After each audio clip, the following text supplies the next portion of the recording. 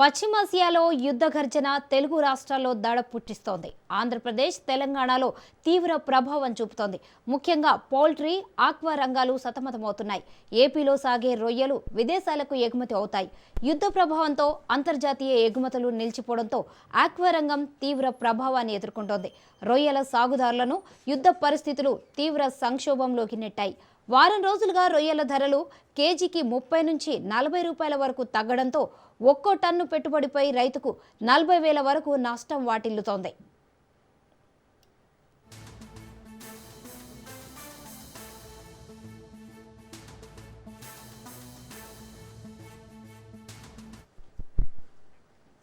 Iran, Israeli యుద్ధ జ్వాలలు poultry రైతుల పొట్ట కొడుతున్నాయి. గల్ఫ్ దేశాలకు ఎగుమతులు నిలిచిపోవడంతో కోడిగుడ్డు ధర దారుణంగా పడిపోయింది. దీంతో అటు ఆక్వా, ఇటు పౌల్ట్రీ రంగాలు రోజుకు కోట్లాది రూపాయల నష్టాలను చవిచూస్తున్నాయి. తెలుగు రాష్ట్రాల్లో ప్రతిరోజు 3 కోట్ల కోడిగుడ్ల ఉత్పత్తి జరుగుతోంది. 1.5 కోటి గుడ్లు ఎగుమతి కావాల్సి ఉంది.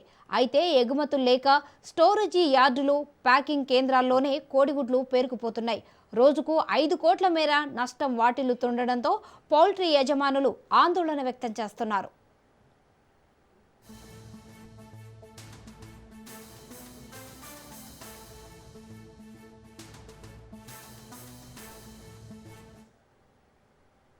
దీనికి సంబంధించిన మరింత సమాచారాన్ని మా ఇన్పుట్ ఎడిటర్ శ్రీకాంత్ అందిస్తారు. Over to Srikanth.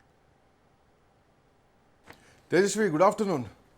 సో దేశం మొత్తం కూడా యుద్ధం ఎఫెక్ట్తో అతలాకుతలమవుతోంది. ప్రపంచం మొత్తం కూడా చాలా అధ్వానమైనటువంటి పరిస్థితులను ఎదుర్కొంటోంది. ఇప్పటికే పశ్చిమాసియా దేశాలు, అటు మిడిల్ ఈస్ట్ కంట్రీస్ నుంచి వచ్చేటువంటి నౌకలు ఏవైతే ఉన్నాయో అవన్నీ కూడా ఎక్కడికక్కడ పోర్టుల్లో నిలిచిపోయినటువంటి పరిస్థితి. సో ఇట్లా నేపథ్యంలోనే ఇప్పటికే గ్యాస్ సిలిండర్లకు సంబంధించి 20 రోజుల బుకింగ్ కాస్త 25 రోజుల తర్వాత చేసుకోవాలన్నటువంటి నిబంధనను కేంద్రం ఇప్పటికే జారీ చేయడం జరిగింది. ఆ తర్వాత కమర్షియల్ గ్యాస్ మొత్తం కూడా సరఫరా నిలిపేసినటువంటి పరిస్థితి. వాణిజ్య గ్యాస్ సిలిండర్లు అన్నీ కూడా ఎక్కడికెక్కడ ఆగిపోయినటువంటి పరిస్థితి. చాలా రాష్ట్రాల్లో, భారతదేశంలో రెస్టారెంట్లు, బార్లు, హోటళ్ళు అన్నీ కూడా మూతపడ్డటువంటి పరిస్థితి. అటు మధ్యప్రదేశ్ కానీ, ఒరిస్సా కానీ, ఛత్తీస్గఢ్ కానీ, బాంబే లాంటి ఒక ఫినాన్షియల్ క్యాపిటల్ సిటీగా ఉన్నటువంటి బాంబే నగరం, మహారాష్ట్ర, ఢిల్లీ, ఇటు 2 తెలుగు రాష్ట్రాలు, అటు తెలంగాణ కానీ, ఆంధ్రప్రదేశ్ కానీ, పూర్తిగా జమ్మూ కాశ్మీర్ మొదలు కన్యాకుమారి వరకు కూడా గ్యాస్ నిలిపివేతతోటి గ్యాస్ సరఫరా లేక కమర్షియల్ మొత్తం కూడా ఇబ్బందులు పడుతున్నాయి. మరోవైపు బ్లాక్ మార్కెట్ల దందా కూడా పెరుగుతోంది. అయినా బ్లాక్లో కొనుక్కోవడానికి కూడా కమర్షియల్ వినియోగదారులు ముందుకొచ్చినా కూడా అట్లా కూడా దొరికినటువంటి పరిస్థితులు కనిపిస్తోంది. ఇట్లాంటి నేపథ్యంలోనే తెలుగు రాష్ట్రాల్లో ఒకవైపు రంజాన్ పండగ సీజన్ నడుస్తోంది, రోజా నడుస్తోంది. ఈ సమయంలో ఇక్కడ నుంచి ఎగుమతులు అయ్యేటువంటి మాంసం కానీ, లేదంటే పళ్ళు కానీ, లేదంటే ఇంకేమైనా వినియోగ వస్తువులు ఏవైతే ఉన్నాయో వీటన్నింటిపైన కూడా పెద్ద ఎత్తున ఎఫెక్ట్ పడుతుంది. ఎక్కడికక్కడ ఆ పోర్టుల్లో ఆగిపోయినటువంటి పరిస్థితి. సో ఇది కాస్త సౌదీ అరేబియా కంట్రీస్లో కానీ, గల్ఫ్ దేశాల్లో కానీ చాలా ఎఫెక్ట్ పడుతుంది. ఈవెన్ మనకు వచ్చేటువంటి ఎల్పిజి కానీ, లేదంటే మిగతా ఇంధనాలకు సంబంధించినటువంటి ఏవైతే ఉన్నాయో అవన్నీ కూడా చాలా ఎఫెక్ట్ అవుతున్నటువంటి పరిస్థితి కనిపిస్తోంది.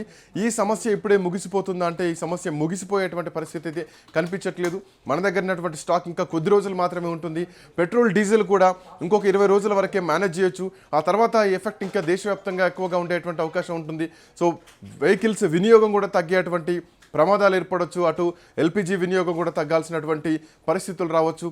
ఒక కోవిడ్ లాంటి షట్డౌన్ స్టేజ్ని ప్రపంచం ఎట్లా చూసిందో ఇప్పుడు ఆర్థికంగా షట్డౌన్ కాబోతోంది ప్రపంచం అన్నది మాత్రం స్పష్టంగా కనిపిస్తోంది.